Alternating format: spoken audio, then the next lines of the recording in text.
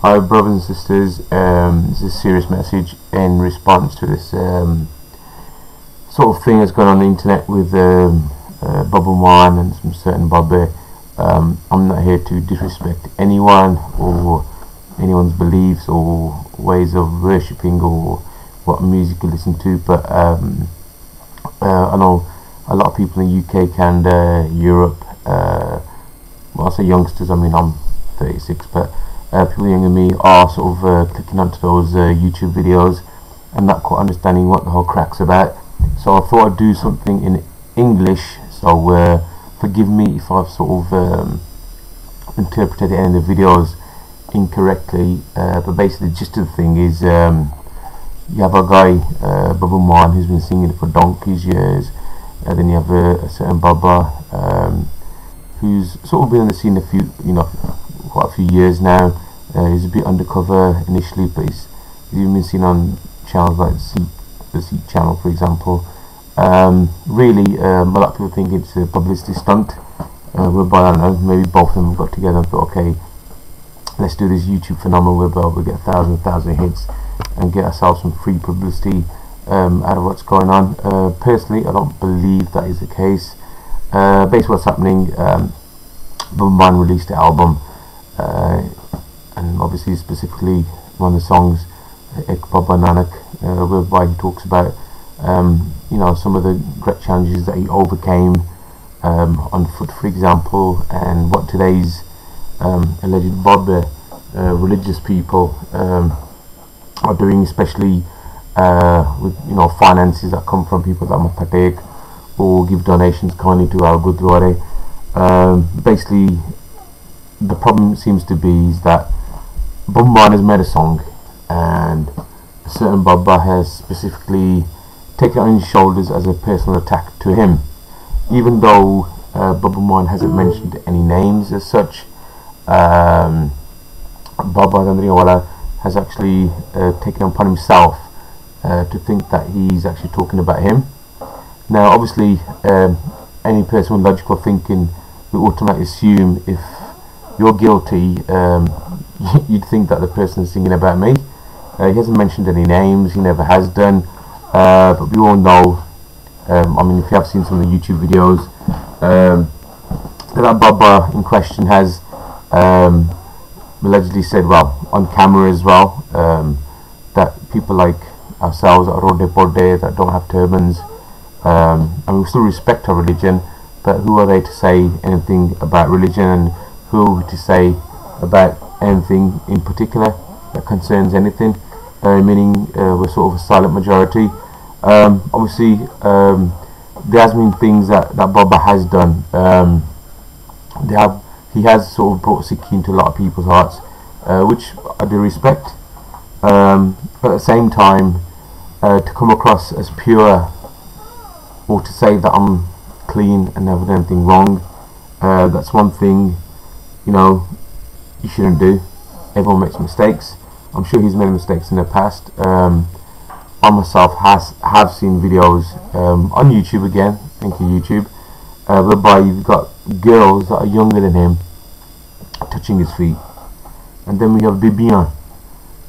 These are ladies that you classify Bibi as someone outside your mother's age or older that's touching his feet as well, and at the same time he's actually on his mobile phone. To me, there's a certain amount of disrespect there.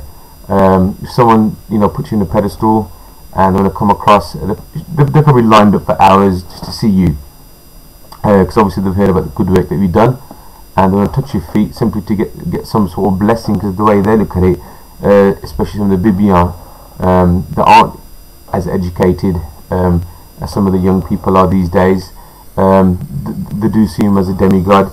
But at the end of the day, what they need to understand is a lot of the stuff that he is saying, it comes from the Guru outside himself. I mean, if you were to actually read that book, find out the interpretations, all the answers are there.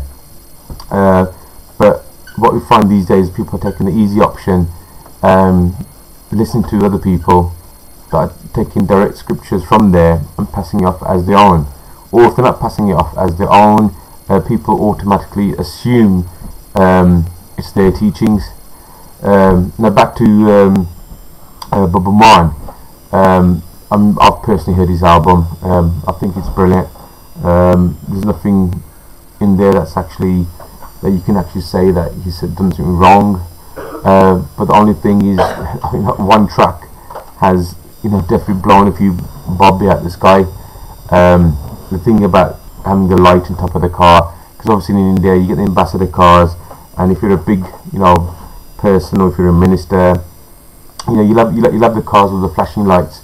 And he's basically saying that if you're sort of saying that you're religious and you're this and you're that, there is no need to have that, to show that sort of show, or show that you've got money, because at the end of the day that money is come from the public, and all that money is being spent by the public. I mean, he's been to the UK, it's the same sort of thing. He's got a whole entourage of people behind him, and I think the biggest thing here is why he's put it on himself to think that an artist who's a musician, who's a singer, isn't about him.